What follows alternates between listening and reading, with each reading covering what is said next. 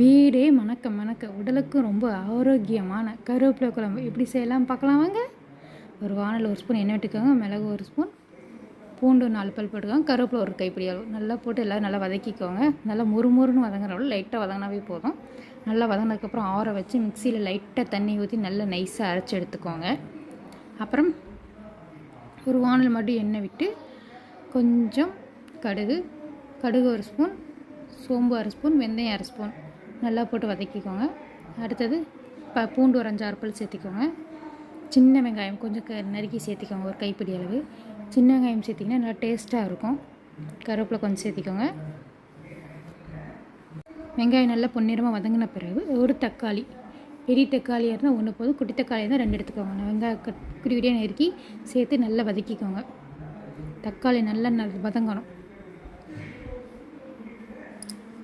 அடுத்தது ஒரு லெமன் அளவு புளி எடுத்து ஊற வச்சுக்கோங்க. புளி தேவைப்படும். கருவேப்பிலையில் குட்டி குழந்தைங்களாம் நல்லா ஒதுக்கி வச்சுருவாங்க. அப்படிங்கிற பட்சத்தில் அந்த மாதிரி நம்ம குழம்பா வச்சு கொடுத்தோம்னா நல்லா சாப்பிடுவாங்க.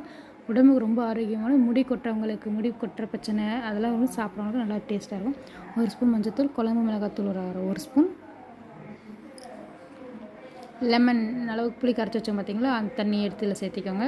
இப்போ வேணுங்கிற அளவுக்கு தண்ணி ஊற்றிக்காம குழம்புக்கு எந்த அளவுக்கு தேவையானதோ அந்த அளவுக்கு தண்ணி ஊற்றிக்கலாம். நான் 1 டம்ளர் தண்ணி ஊற்றிக்கிட்டேன்.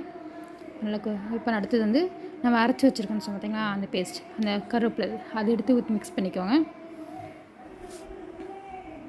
மீதி இந்த ஜாரில் தண்ணி ஊற்றி அதையும் அரிசி ஊற்றிக்கிட்டேன். அவ்வளோதான்.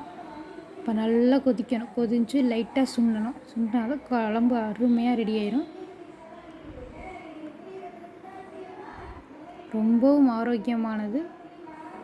இப்போ நல்லா கொதிச்சிச்சு. நான் பெருங்காயம் முன்னே போட மாதிரி பெருங்காயம் போட்டுக்கோங்க. ஒரு துண்டு வெல்லம் லைட்டாக போட்டுக்கோங்க. அவ்வளோதான், நம்ம குழம்பு ரெடி ஆயிடுச்சு. எண்ணெயில் நல்லா பிரிஞ்சு வர ஆரம்பிச்சிருச்சு. மிகவும் அருமையான குழம்பு ரெடி. வாங்க சாப்பிடலாம். நீங்கள் ட்ரை பண்ணி பாருங்கள், எப்படி இருக்குன்னு சொல்லுங்கள். தேங்க்யூ ஃபார் வாட்சிங். சப்ஸ்கிரைப் பண்ணிக்கோங்க. பாய்.